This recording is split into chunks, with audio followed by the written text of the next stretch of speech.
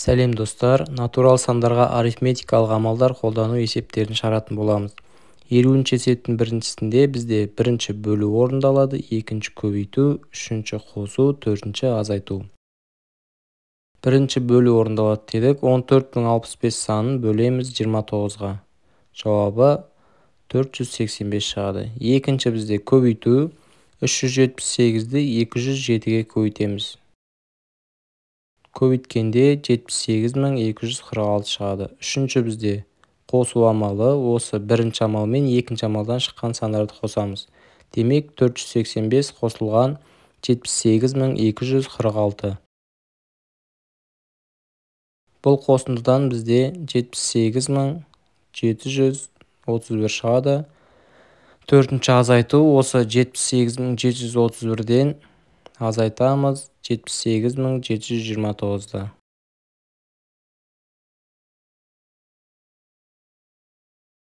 Азайтқанда бізде жауабы 2 шығады. Демек, есептің мәні 2-ге тең. Екінші есепте бізде бірінші амал көбейту, екінші бөлу, үшіншіде азайту, төртіншіде азайту болады. Бірінші амал бізде 258-ді көбейтеміз 86-ға. Көбейткенде 22188 шығады. Екінші бізде 50158-ді бөлеміз 809-ға. Бөлгенде 62 шығады. Үшінші азайту, 22351-ден азайтамыз бірінші амалдан шыққанды, 22188-ден.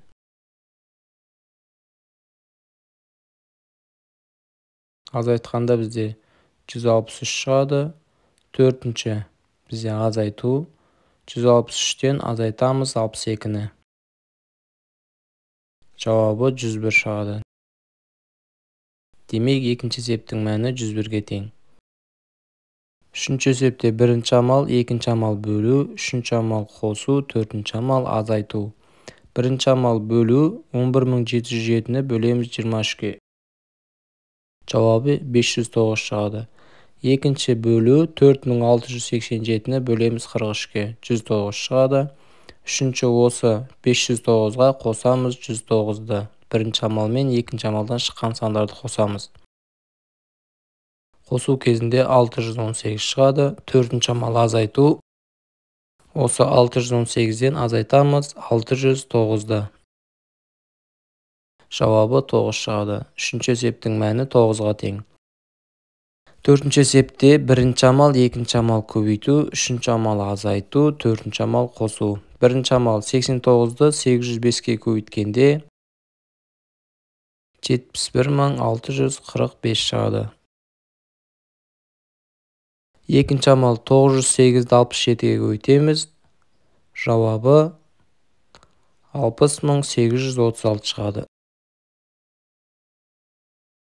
Үшінші амал бізде азайту. Бірінші амалда 71645 шығады, екінші амалда 60836 шықты. Екеуін азайтқанда бізде 10809 шығады. Төртінші амал қосу. 10809-ға қосамыз 2507-ні. Жауабы 13316. Демек, төртінші есептің мәні 13316-ға тең. Ары қарай 51-ші есеп басталады. Бірінші жақшаның іші, бірінші көбейту, екінші амал қосу, үшінші амал бөлу, төртінші амал қосу болады. Бірінші амал көбейту, 254-ке 26-ны көбейтеміз, демек 6604 шығады. Үшінші амал осы 6604-ке қосамыз 1547-ні.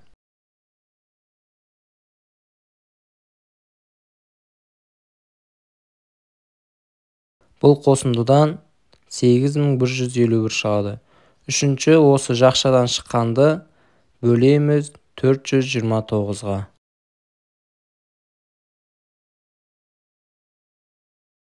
Бұл бөліндіден бізде 19 шығады.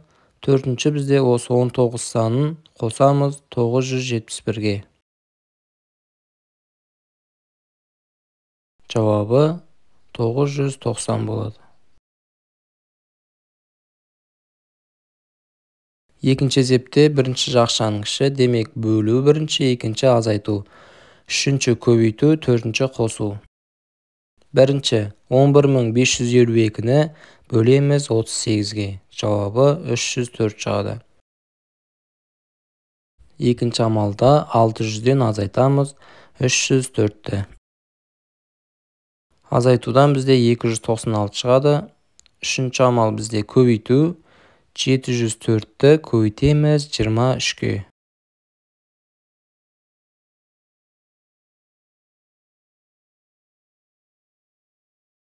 Жауабы 16192 шығады. Төртінші амал, соңғы амал қосу. Жақшаның ішінен бізде 296 шықты. Қосылған көбейтіндіден 16192 шықты. Жауабы 16488 шығады.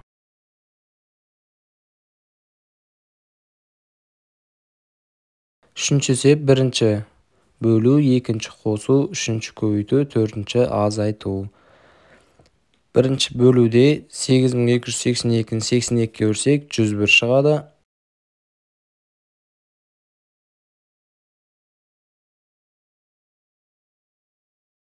Жүз бірді екінші амалда 32273-ге қосамыз. Қосқанда бізде 32374 саны шығады. Үшінші есеп бізде енді көбейту. 37-ні көбейтеміз 902-ге.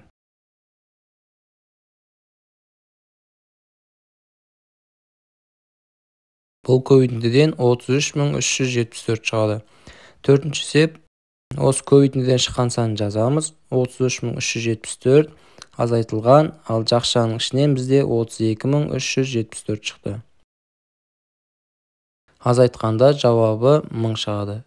Үшінші есептің жауабы сонда 1000-ға тең болады. Төртінші есепте бірінші бөлу, екінші қосу, үшінші азайту. Бізде 3 амал бар екен барлығы. 37125-ті бөлеміз 25-ге, 1485 шығады. 515-ке сонда қосамыз 1485-ті. Қосқанда бізде жауап 2000. Үшінші амал, осы 10.000-нан азайтамыз 2000-ді.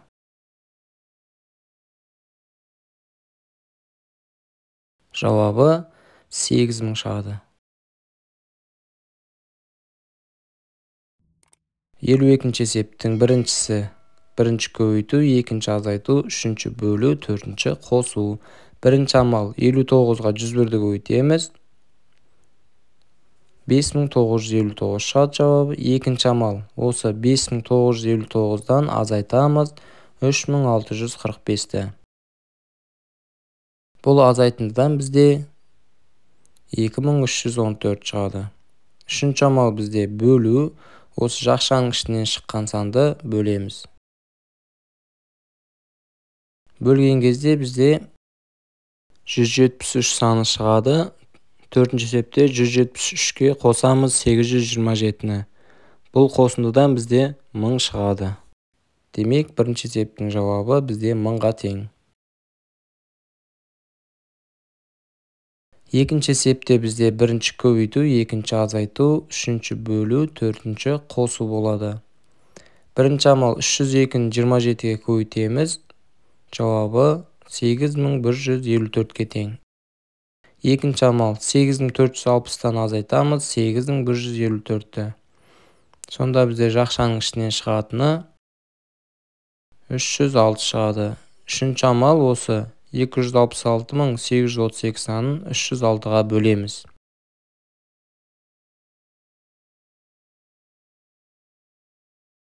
(872) сан шығады. Төртінші амалда 1128-ге қосамыз 872-ні. Жауабы 2000 шығады. Үшінші есепте бірінші бөлу, екінші қосу, үшіншіде бөлу, төртінші азайту. Бірінші амал бізде 55022 санын 451-ге өрсек 122 саны шығады. 122 санына қосамыз 93-ті. Жақшаның ішінен сонда бізде 215 sаны шығады. Үшінші амал бөлу. Жақшаның ішінен 215 шықты. 215-ті 215-ке бөлсек 1 шығады. Төртінші амал 2000-нан 1-ді азайтамыз. 1999 саны шығады. Төртінші есепте бізде біріншісі бөлу, екіншісі қосу, үшіншісі бөлу, төртіншісі азайту. Біріншісі бөлу, 95882 санын бөлеміз 382-ке, жауабы 251. Екінші, осы 251 санын қосамыз 181897-ге. Қосқанда 182148 саны шығады. Үшінші амал осы 182148 санын бөлеміз 258-ге. Бөлгенде бізде 706 шығады. Төртінші амал соңғы амал азайту. 706-тан азайтамыз 599-ды. Жауабы бізде 107 шығады. 53-ші есептің бірінші есебінде жылқы бір жұтым жасағанда 500 куб сантиметр ішеді екен. 20 литрде қанша жұтым ішу керек дейді. Енді бізде 1 литрда бізде 1000 куб сантиметр бар. Енді 20 литрді келтіріп алуымыз керек. 20 литрді келтіру үшін сонда 20-ны 1000-ға көбейтеміз. 20-ны 1000-ға көбейтсек бізде жауабы 20000 куб сантиметр болады. Енді бізде қанша жұтым жасаған білу үшін осы 20000-ды 500-ге бөлеміз.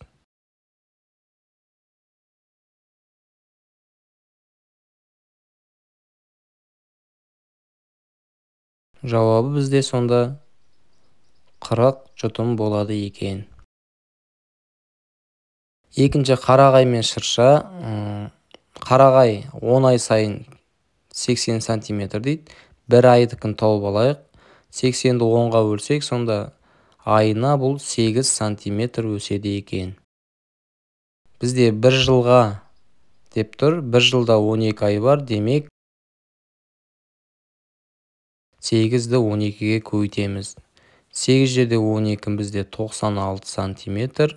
Демек қарағай 1 жылда 96 сантиметр өсіп шығады екен.